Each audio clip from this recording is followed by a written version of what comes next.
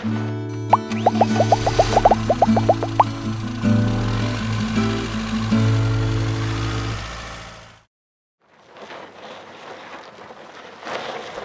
guys, David from RV Wholesalers with one of our Hey RVW videos. Had a customer call in and ask the question, what's the difference between 30 amp and 50 amp? So I have two adapters here. This is actually a 30 amp, okay? This is the 50 amp. You can see the 50 amp actually has 4 different prongs on it, while the 30 amp just has 3.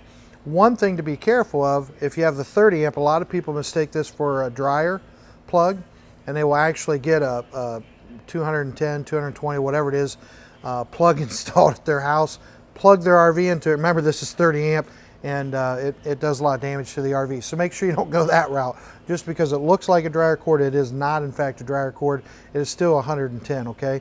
So make sure you keep that safe. Now, why would I want 30 amp or why would I want 50 amp? Very simple. If you want to run more than one air conditioner, you want 50 amp, okay? If you don't have 50 amp, it'll still work, but you may have to turn one off while you run the other one and go back and forth. You won't be able to run necessarily 2 ACs and everything else in your coach at the same time. You definitely can't run the microwave. If you have 50 amp, you can definitely run 2 ACs together, in some cases 3, and you can definitely run that microwave.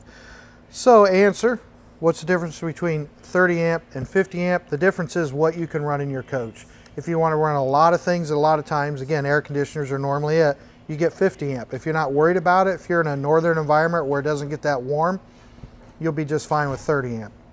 Hope this helped. Hope you have a great day. Make sure that you subscribe to our YouTube page. Make sure you follow us on Facebook, and thanks for watching.